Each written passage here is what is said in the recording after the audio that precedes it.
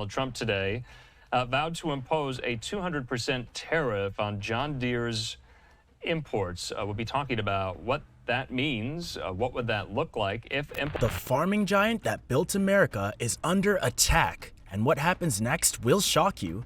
Picture this. You're driving through America's heartland, and you see those iconic green tractors that have been the backbone of our farms for generations. But what if I told you that John Deere, the company that literally built American agriculture, is now facing the fight of its life? Here's what's happening right now that the mainstream media doesn't want you to know. We're going to bring thousands and thousands of businesses and trillions of dollars in wealth back to the good old U.S. President Donald Trump just delivered a message that sent shockwaves through corporate America. Standing in front of John Deere tractors, Trump didn't mince words. I just noticed behind me John Deere tractors. I know a lot about John Deere. I love the company. But if you do that, we're putting a 200% tariff on everything that you want to sell into the United States. Now, if you do that, we're putting a 200% tariff on everything that you want to sell into the United States, so that if I win, John Deere is going to be paying a 200%. They haven't started it yet. Maybe they haven't even made the final decision. The threat was crystal clear and unprecedented in its severity. Trump's warning wasn't just corporate rhetoric.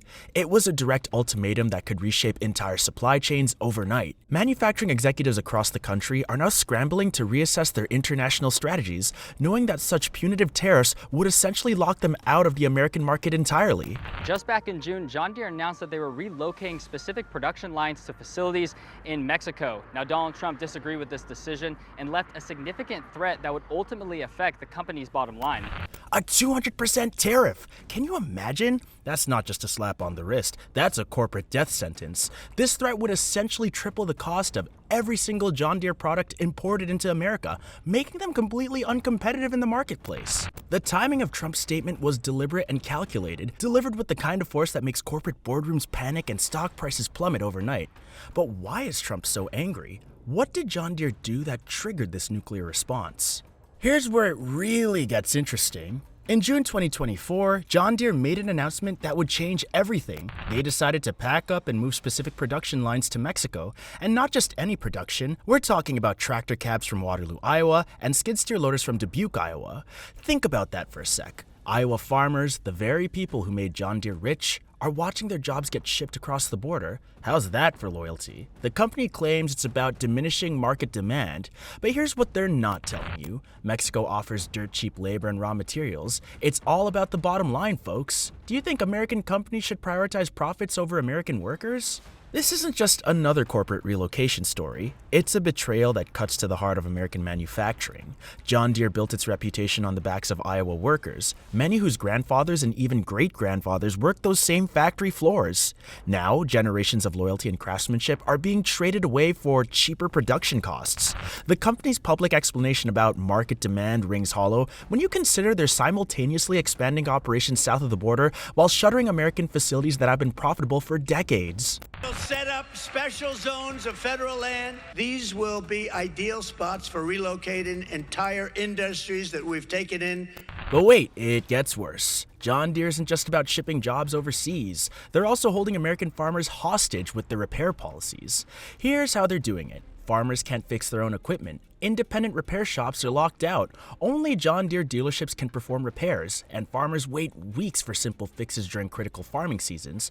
Imagine this scenario. It's harvest time. Your $500,000 John Deere combine breaks down. Instead of fixing it yourself or calling your local mechanic, you're forced to wait for a John Deere technician who might not even show up for days. Your crops are rotting in the field. Your livelihood is on the line here, all because John Deere wants to squeeze every single penny out of you. The Federal Trade Commission finally said enough. They filed a massive lawsuit against John Deere, backed by Illinois and Minnesota. The message was clear: stop holding farmers hostage. Here's where John Deere's greed is catching up with them. Their first quarter net income plummeted by 50%. Let that sink in. Half of their profits gone. Their stock price is in free fall. Investors are running for the exits. And farmers, they're abandoning John Deere in droves. Why? Because farmers are fed up with sky-high repair costs, monopolistic practices, and being treated like cash cows instead of partners. Smart farmers are switching to competitors like Kubota and Case IH. Others are buying older tractors that don't have John Deere's controlling software. Some tech-savvy farmers are even turning to the black market for pirated John Deere software. Can you believe this? this. American farmers are becoming software pirates just to fix their own equipment.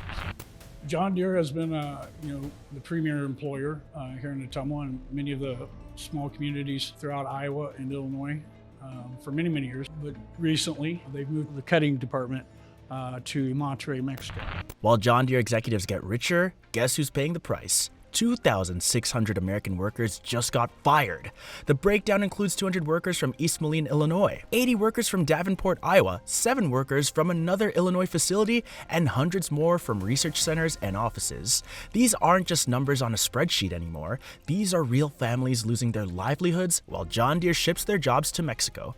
How can a company invest $2.57 billion in US factories and then suddenly fire thousands of workers? Now here's something the corporate media won't tell you. There's a massive underground movement of farmers fighting back against John Deere's tyranny.